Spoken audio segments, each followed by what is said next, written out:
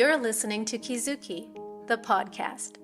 I'm Mae Yoshikawa, and I define the Japanese concept of Kizuki as the following. Kizuki 1. A moment of epiphany, an aha of realization or insight which opens the knower to a new dimension of truth that was formerly unknown. 2. Steps in an incremental growth of awareness, resulting in a movement from ignorance to greater awareness of the bigger picture.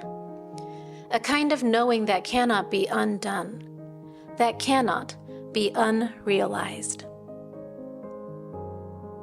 As a longtime yoga and meditation practitioner, a world traveler, and curious self-explorer, I'm obsessed with Kizukis. Listen on each week for inspiring and enlightening stories that may just tip you over for your next aha. On this week's episode, what do you believe?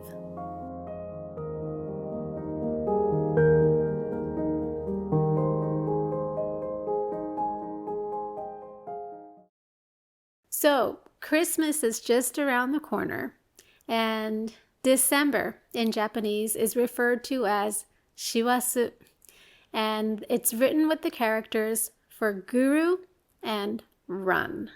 As in, everyone is so busy in the month of December that it even makes the guru run. So the city is hustling and everyone is just going about their days, trying to wrap up work for the year, get their presents on time, and all that good stuff.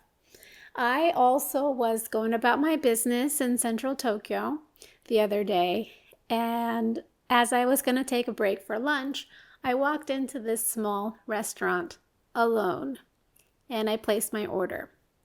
While I was waiting, a group of Japanese men sat at a table next to me. I think there were like 4 or 5 of them.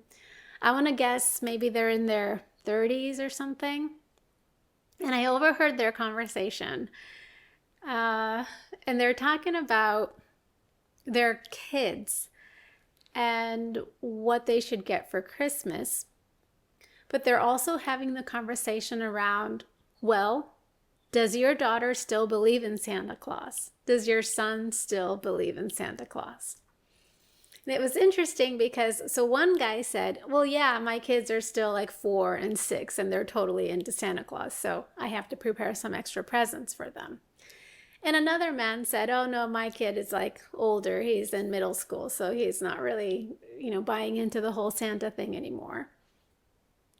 And then a third guy said, my daughter, she's in 5th grade and she's kind of in the gray zone. And everyone was like, what? What do you mean the gray zone? Explain.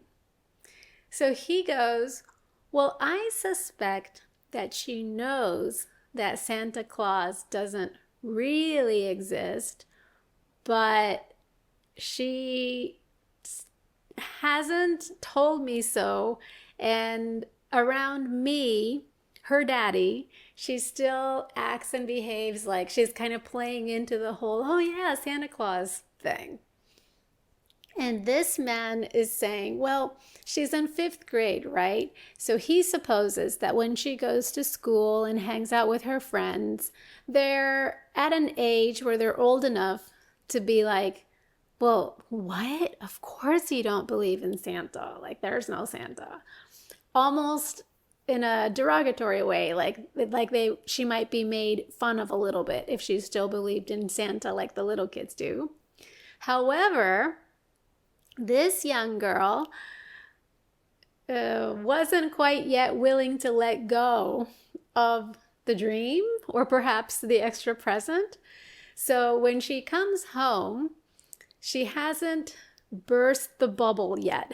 So whenever she's around her dad or her family, she's still kind of playing into the whole, oh yeah, well, I want to write my letter to Santa kind of a thing.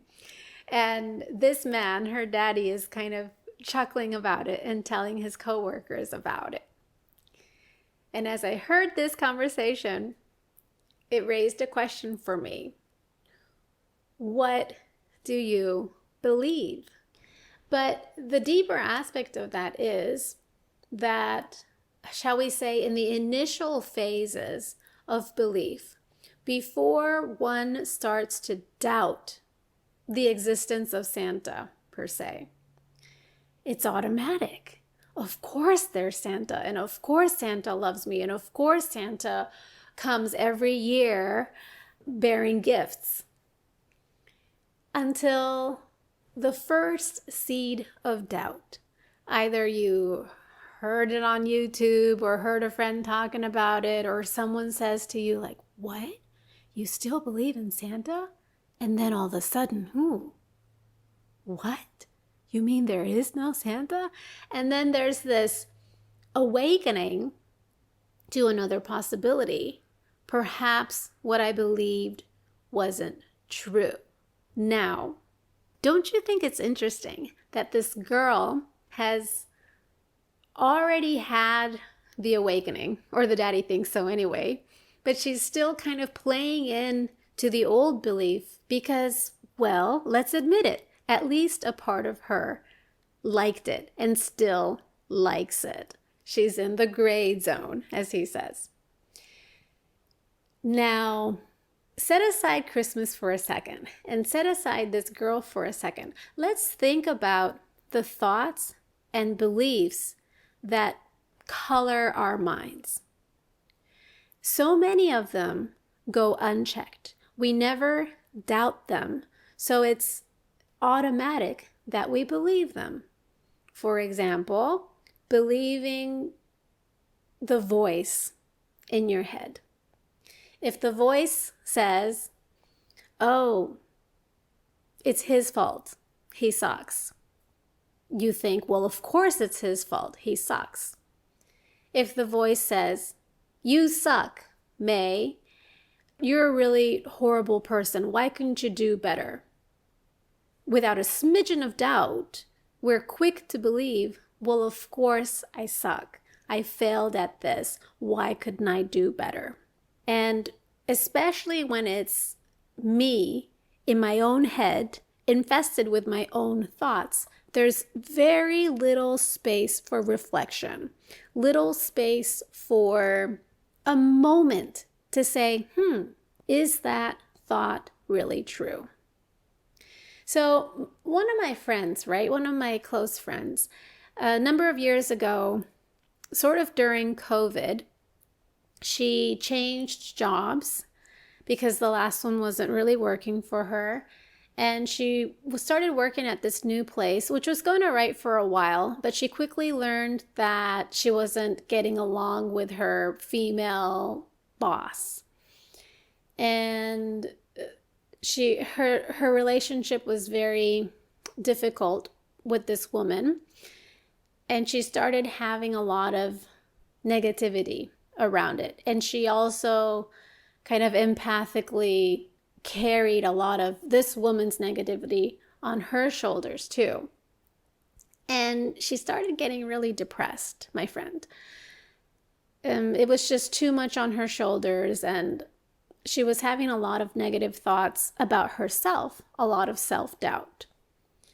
When she told me this, I said to her, well, yeah, of course we all have those thoughts sometimes, but do you believe them?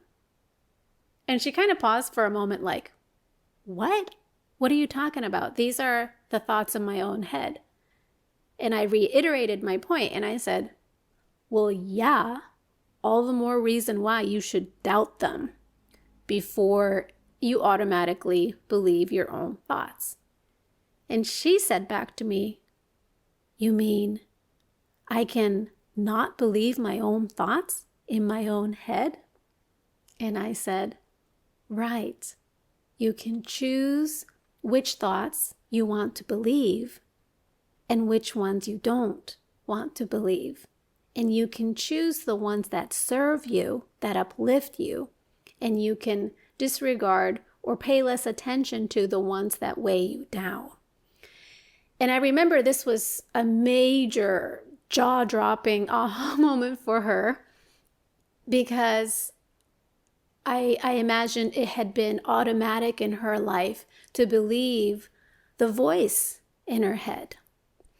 And I don't think it's just me. I think that a lot of people who are kind of more practiced in meditation and yoga and self-inquiry have reached this point where, yes, it's necessary to check our thoughts.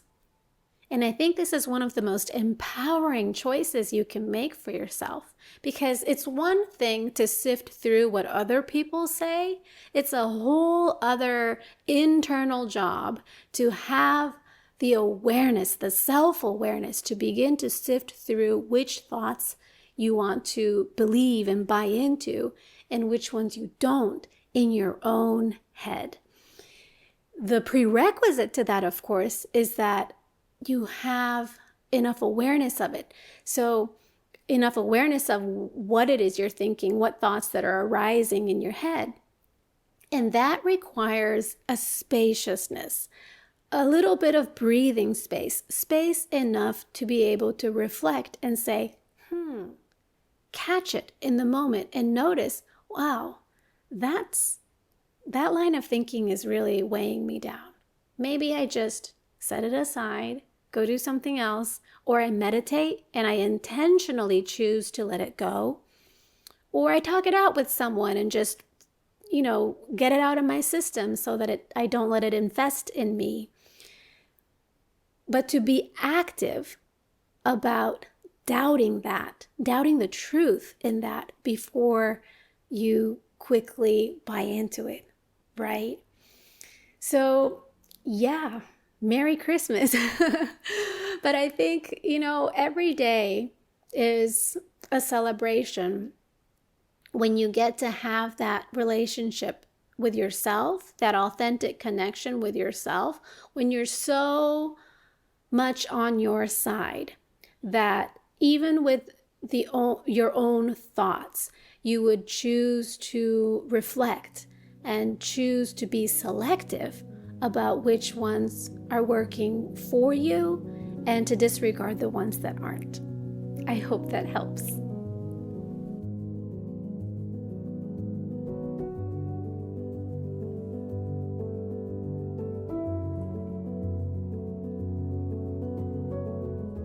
Thank you for listening. Learn more about me in my upcoming book, Kizuki, Realizations Beyond Time and Death, at my website, maey.live, or find me on Instagram at maeyoshiKawa.